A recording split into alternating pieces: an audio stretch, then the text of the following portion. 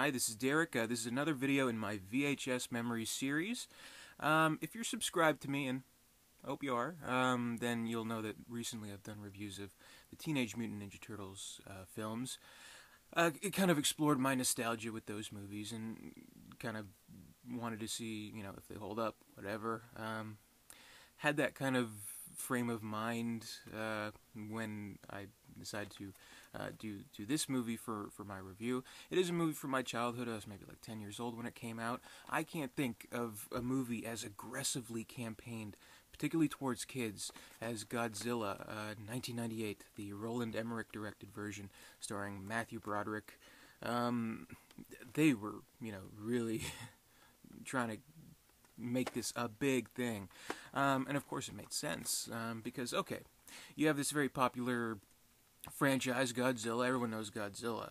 Even if, you've never seen a Godzilla in your movie in your life, which I hadn't when I was a kid, you know who Godzilla is, obviously. And, it came from a director, producing team who made Independence Day, which was like the hugest hit. Will Smith, Jeff Goldblum, aliens, big explosions, fun times at the theater.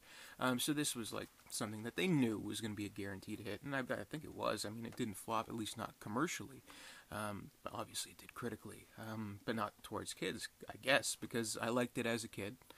I really liked it as a kid, actually. I thought it was pretty cool. But basically, I mean, they were just way over the top toys, all kinds of media figure things. It had lots of advertising saying it's the year of Godzilla. That 1998, the year of Godzilla. And geez, I think maybe there was a video game too for the PlayStation. There must have been, right? God, what else? Just commercials all over the place. And, the big soundtrack, of course, during that period in the 1990s, which I guess was the entirety of the 1990s, all the movies, they had to have the hit soundtrack, right? Like, Space Jam, own the soundtrack today. Batman Forever, Seal's Kiss from a Rose, own the soundtrack today. They'd always have, like, the commercials. Titanic, own the soundtrack today, with one song and James Horner score surrounding it. Well worth your money. So I don't know. There's just kind of I don't know why they don't do that anymore. By the way, they don't really strive for having a big hit song on the soundtrack of movies anymore. But anyway, they had all that.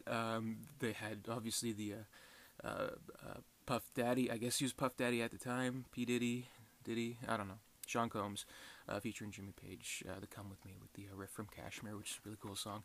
The Wallflowers had a really nice cover of the David Bowie's Heroes, and Jamiroquai was on the soundtrack. I had the soundtrack, by the way. I listened to it a lot, I have to admit. But anyway, the movie itself. Let's talk about the movie itself, not the media surrounding it. But I'm just trying to give you a frame of mind that within its particular release time, this movie was, you couldn't avoid seeing advertising for it. So that's what I'm trying to get at, basically. I saw it in theaters. I guess I got the VHS as maybe like a Christmas gift, birthday gift, whenever the VHS came out. Any holiday associated with that's probably when I got it. Easter gift. I don't know. But yeah, the movie itself. I mean, just because you felt like you almost had to see it, and they were like saying this is the first part in a trilogy. By the way, it's going to be Godzilla trilogy.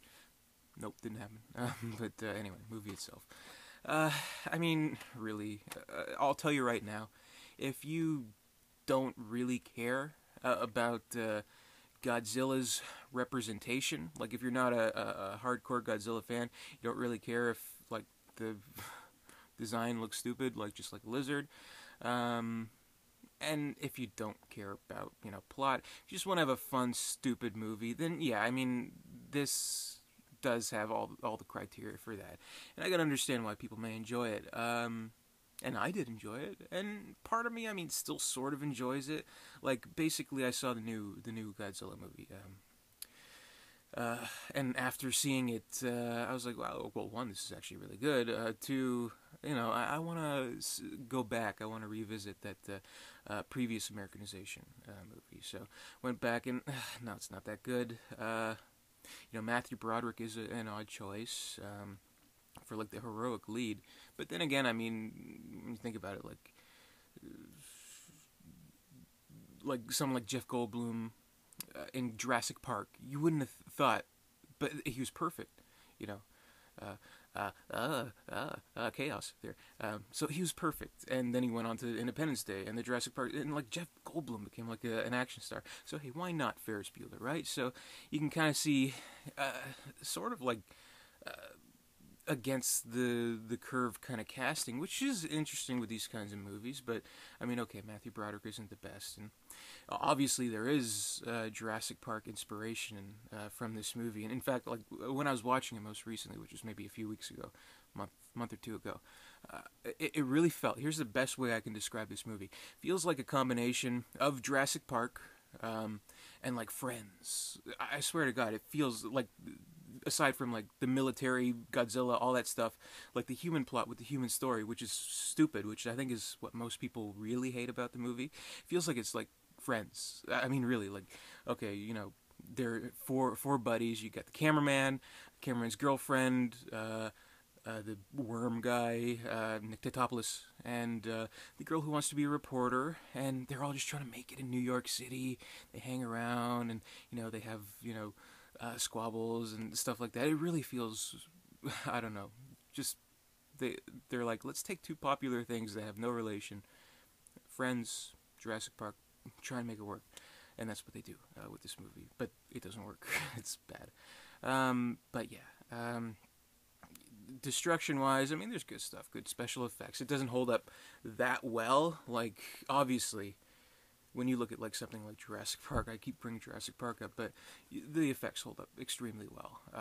This one, not so much. At least not the CGI stuff. But there are actually, you know, animatronic effects that look good. If they would have, you know, ran with those a little bit further, I think it would have integrated better, and the effects would have, I don't know, held up better than they do. But I don't know, it's not bad, it's not horrible, but the movie itself is kind of stupid, and it's just a stupid movie with nothing of substance and people running around, Godzilla, blah blah blah.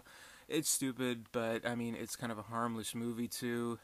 You know, one thing I kind of like about it is that, you know, obviously Roland Emmerich and company, because they got so many bad reviews for, like, you know, Stargate, Independence Day, they have characters in this movie that are kind of like doubles for Siskel and Ebert. So they have Michael Lerner playing the mayor of New York, Mayor Ebert, and his campaign manager, who looks exactly like Siskel, and in one scene at the very end, you know, when his campaign is pretty much over, the Siskel lookalike is like, so I thought that was funny.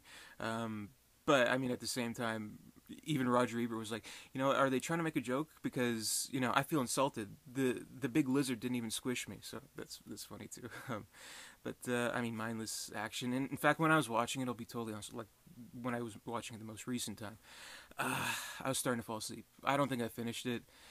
I mean, it's stupid. I mean, you know the plot. I'm not going to like explain the plot to you again. The thing is like asexual and pregnant, and there's like little Godzilla raptors running around. It's whatever. It is what it is, basically. And that's, you know, trying to ride the success of something like Jurassic Park, of something like Independence Day, and kind of like put a certain type of humanity to it, a la Friends. So that's kind of the best way I can describe this movie.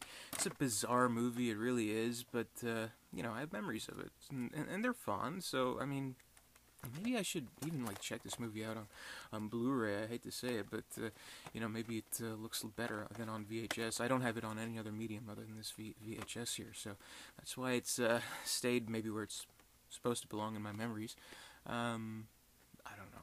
But, you know, obviously something like Independence Day is a much better movie than this, though it has the same kind of B-movie sensibility to it. But something like this did seem like the next logical step when you think about it, for this directing, producing team to do with Roland Emmerich. So, you know, I can't claim it to be the worst movie ever made. It's just stupid.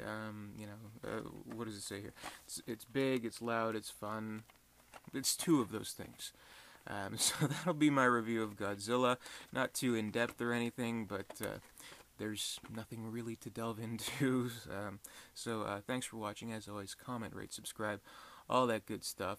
And look forward to more videos from me and my channel, and through the VHS Memories series. Hopefully I'll be able to share some fonder memories next time. Thanks for watching.